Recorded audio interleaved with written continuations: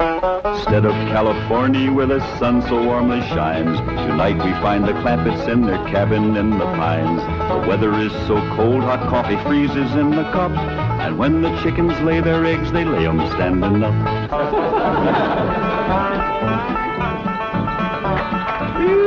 Doggy's gonna be a cold one tonight.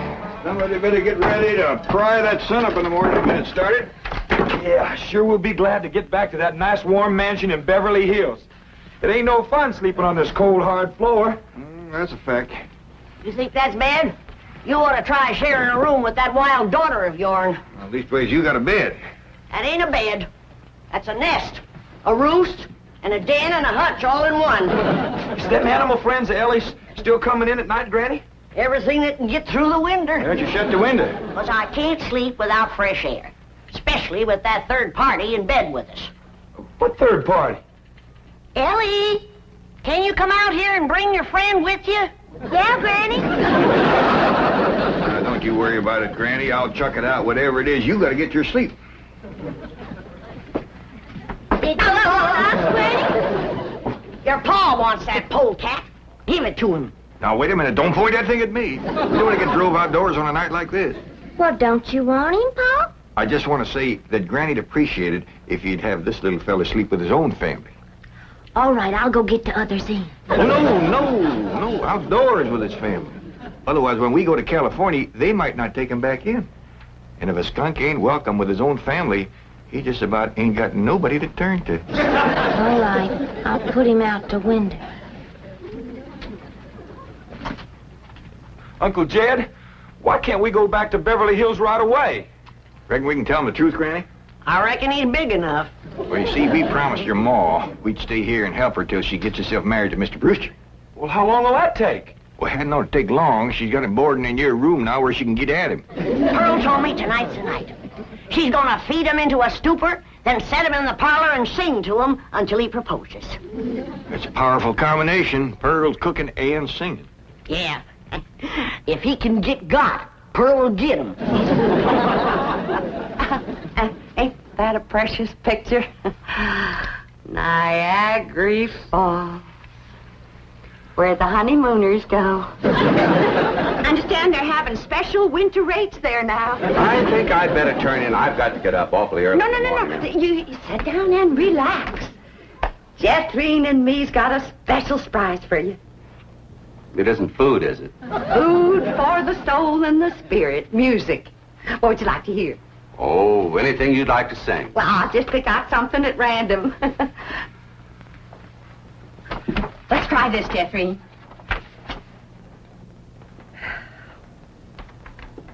Oh, promise me that someday you and I will take our love together to some sky where we can be alone and faith renew.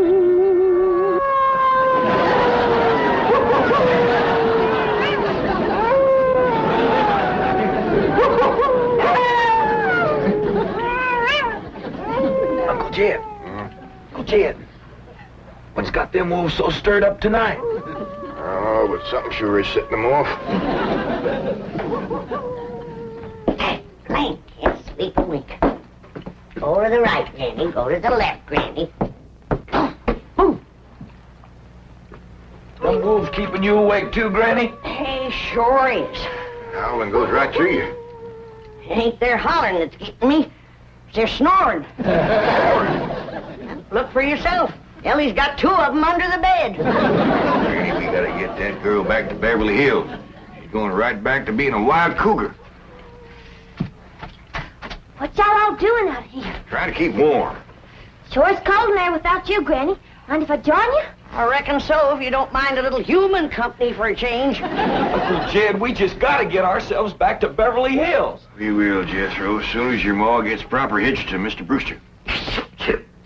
Bless you. Oh, Pearl, give it all you got tonight. Oh, we's all gonna be down with pneumonia. Just a song at twilight when the lights are low and the flickering shadows softly come and go.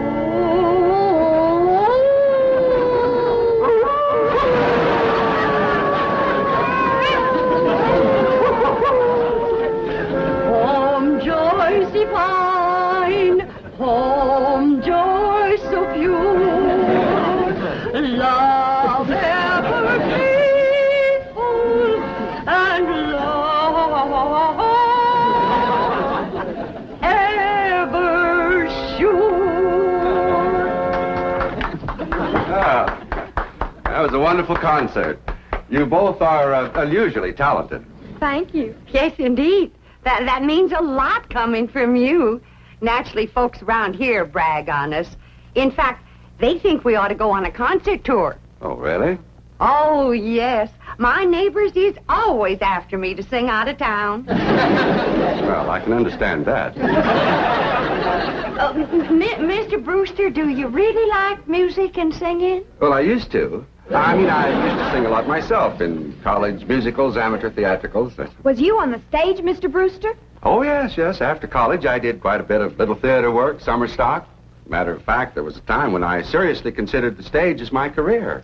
Ma, Mr. Brewster's an actor. Well, not any longer. My father had other ideas. He insisted I get into the oil business. Mr. Brewster, did you ever do anything from The Bard of Avon? That's Shakespeare. Oh, I just love him. Well, as a matter of fact, I once played the lead in Romeo and Juliet. Which one was you? I was Romeo. In my youth, I was considered quite a leading man type.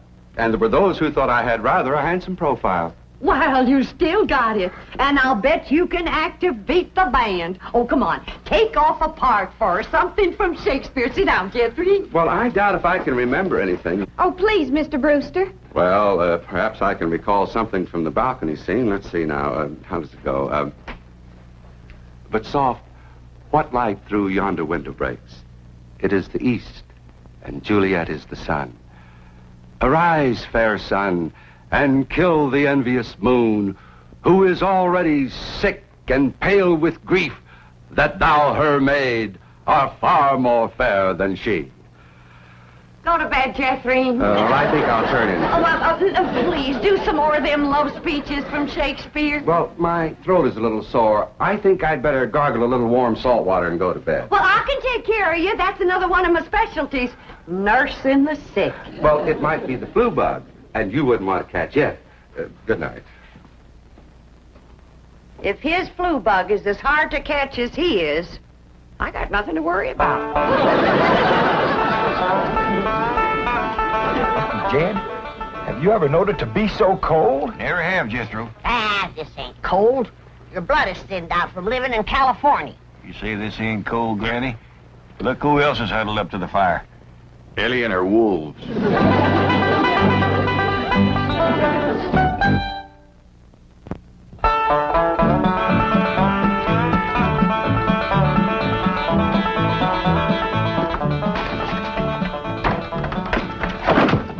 Still cold this morning, Granny. Cold? You call this cold? Why, I remember a winter morning that was so cold that when I went to milk the cow, the milk froze before it hit the pail. I had to break it off in sticks. Yes, sir. I carried a double armful of milk in and never spilt a stick. Gee, Granny, how'd you drink it? Bite on it? Nope. But you did. You're in a right good mood this morning. Jed, I got a feeling in my bones that Pearl got him last night. Oh, I seen Mr. Brewster's car coming down the road, and Aunt Pearl's with him. I told him, my bones is never wrong.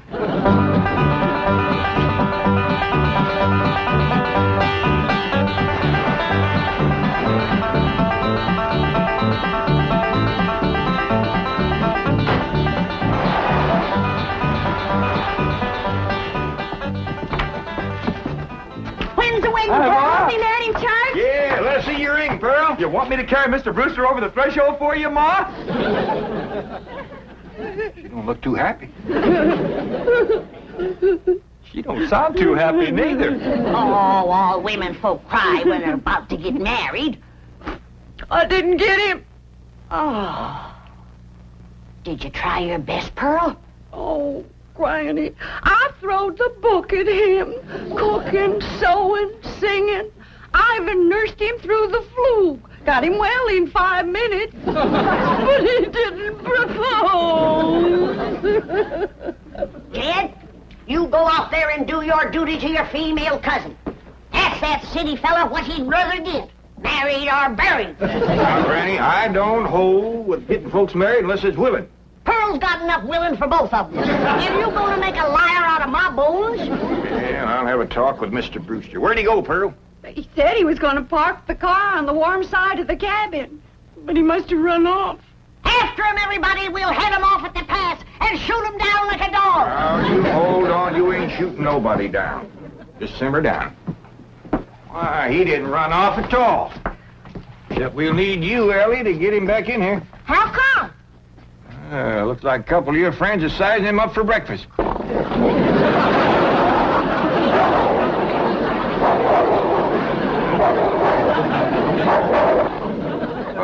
in all sincerity, Mr. Clampett, your cousin Pearl is a very remarkable woman. It's just that, well, I don't want to get married. Oh, I understand that, Mr. Brewster, and I thank you for speaking the truth like a man, but my cousin Pearl has got herself a problem. Oh, what's that? Well, ain't no secrets in the hills, and everybody's dog knows that you've been boarding with her over at her place, and they all know she's had her cap set for you. Oh, I ain't blaming you, Mr. Brewster. Jed? Did he say yes? Can we come out now? Not yet a while, Granny. Well, if you're too chicken to shoot him, Ellie's got her wolves standing by. Mr. Brewster, in order to save my cousin Pearl from shame, I'm going to ask you to do me a big favor. Anything I can do. I want you to propose to her in front of somebody. But, And let her turn you down, of course. oh, I see. Of course, yes, that'll save face. Pearl will know that she's supposed to turn me down. Oh, sure, we'll have an understanding with Pearl. Now, the one I think you ought to propose in front of is Elverna Bradshaw.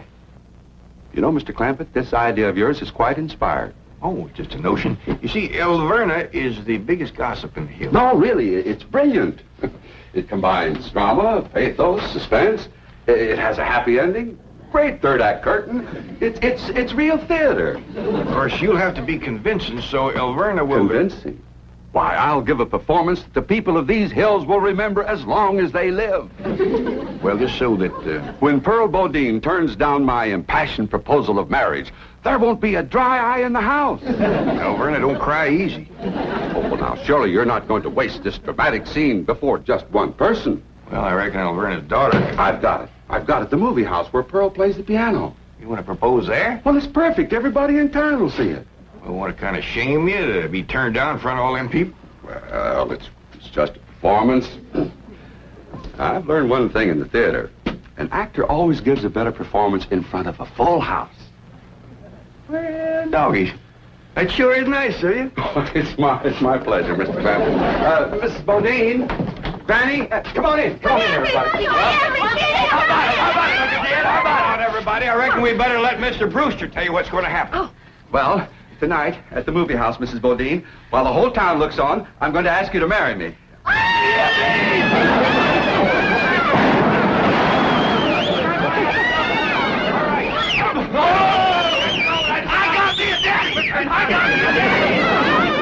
This calls for a whopping big snort. Now, will y'all quieten down, everybody, until you hear the rest of the story. Now, Pearl, when Mr. Brewster asks you to marry him, you're going to say no. Not unless I'm as drunk as you are.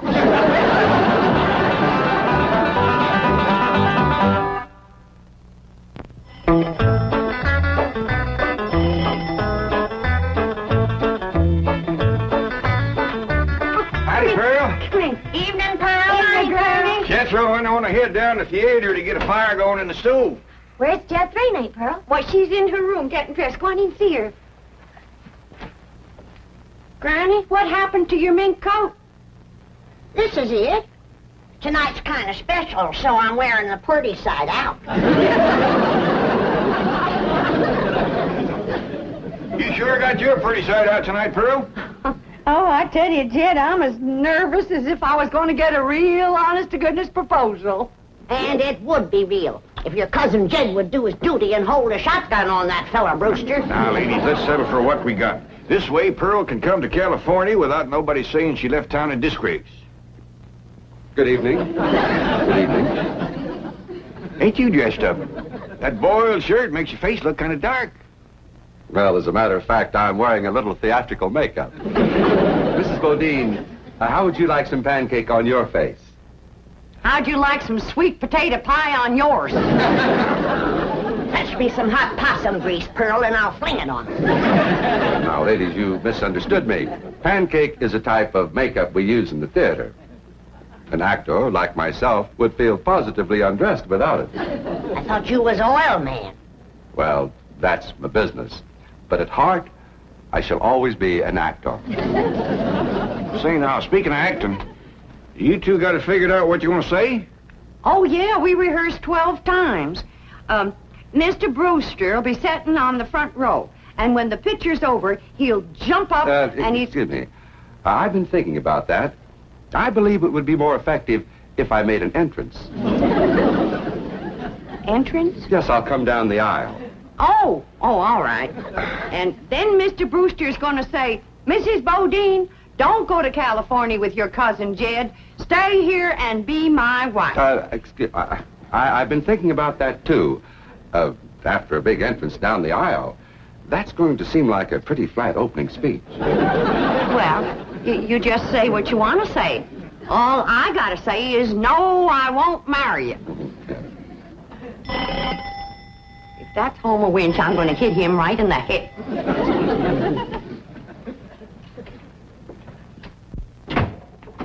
Evening, Pearl. Brenda Bradshaw, what are you doing here? Well, you and me being such close friends, I just thought I'd offer to play Piany for you at the theater tonight. Why? Surely you're not going to show up and have folks whispering behind your back all during the picture. What in the world would they be whispering about? Pearl, I'm your best friend. You don't have to pretend with me. The whole town knows how you've been flinging yourself with that boarder of yours. For your information, Alberta Bradshaw, Mr. Brewster proposed to me 12 times today, and 12 times I turned him down. Is that why he give you this here mink coat? 'Cause you turned him down? This here mink coat was given to me by my niece, Ellen May Clampett. Oh, Pearl, I keep telling you, you don't have to pretend with me. I'm your best friend. Well, Alberta Bradshaw is your best friend. You're up to your eyeballs in enemies. Mr. Brewster, if you was to go in there now and propose in front of Elverna, you could save yourself a trip to the theater. And the news would get around a heap quicker. You don't understand, Mr. Clampett. An actor needs an audience. Alberta, if you don't mind, I'd like you to get out of my coat and out of my house. I'm going to be late for the theater. Pearl, take your best friend's advice and sneak out of town quietly. You can depend on me to smooth everything over. Thanks for nothing.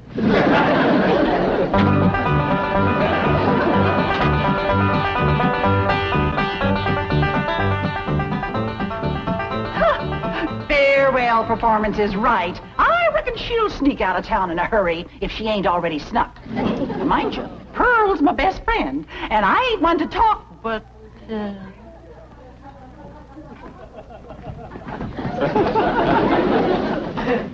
Good evening, lady. You too, Alverna. I noticed Mr. Brewster wasn't with her. Oh, and did you see that mink coat? Well, I wouldn't trade this little band of gold and a home-loving husband for a dozen mink coats. Would I, Luke? Luke? Luke Bradshaw! That sneak, he got away again.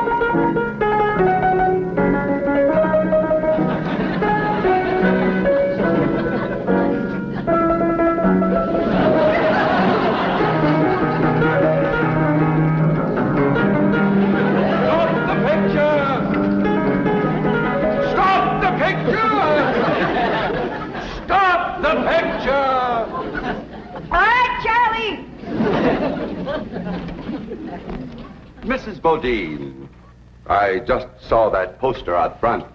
Farewell performance. Does that mean you are leaving? Oh, yes, Mr. Brewster. I'm going to California with my cousin Jed and his family. Oh, no, please. Please, I beg you. I implore you. I beseech you. Don't go. Stay here and be my wife. No, thank you, Mr. Brewster. I cannot. I will not accept that answer. Or I love you, Pearl Bodine. I love you with all my heart. With all my soul, I love you as no man has ever loved woman before. He's better than Francis X. Bushman. Be mine. Pearl, be mine. Come back here, Mr. Brewster. No, Mr. Brewster, my answer is no. Then your life has come to an end. For what is life without love? If I was him, I'd let it go at that. Without Pearl Bodine, there is no love. Oh, me darling, oh, me precious. Say those words that will make me the happiest of men. I'm behind you. My answer is still no. Better quit while you're ahead, Mr. Brewster. Oh, how those words stabbed into me heart like cold steel.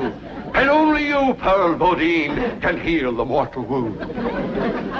Oh, moon of me desire, marry me, Pearl. No. I promise you a life of happiness, No? a life of luxury. No. Oh, me darling, look into me tear-stained eyes. Look into the tortured face of your love slave. Free me with that one divine word. Say yes. Say yes, and together we will enter a paradise of love everlasting. Yes, I'll marry you.